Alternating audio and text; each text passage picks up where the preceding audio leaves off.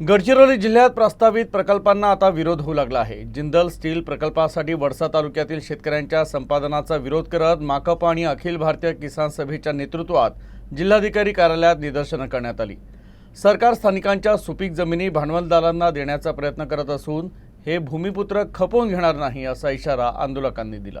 गडचिरोली जिल्ह्यातील वडसा तालुक्यात प्रस्तावित जिंदाल स्टील प्रकल्पासाठी शेतकऱ्यांच्या सुपीक जमिनी अधिग्रहित करण्याच्या निषेधार्थ भारतीय कम्युनिस्ट पक्ष, मार्क्सवादी आणि अखिल भारतीय किसान सभेच्या नेतृत्वाखाली उपविभागीय अधिकारी कार्यालयासमोर जोरदार आंदोलन करण्यात आलं।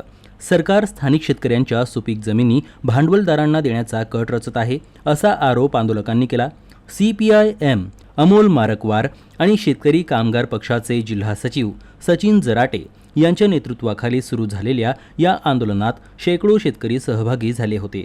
आंदोलकांनी सरकारसमोर अनेक प्रमुख मागण्या मांडल्या, ज्यात उद्योगांना सुपीक जमीन देऊ नये, झुंडेपार लोह प्रकल्प रद्द करावा, अतिवृष्टीतील बळींना भरपाई द्यावी, वृद्ध शेतकरी आणि मजुरांना तसेच कामगारांना 5,000 रुपये पेन्शन द्यावी, असंघटित कामगारांना किमान 26,000 रुपये पगार द्यावा, स्वामीनाथन आयोगाच्या शिफारशी लागू कराव्यात, बेघरांना 5 लाख रुपये अनुदान द्यावं, हत्तींमुळे झालेल्या नुकसानीसाठी 75,000 रुपये भरपाई द्यावी, कर्जमाफी करावी, भात बोनस आणि प्रोत्साहन निधी द्यावा।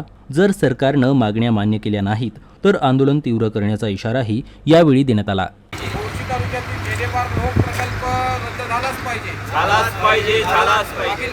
शेतकऱ्यांना जमिनीचे पट्टे मिळालाच पाहिजे।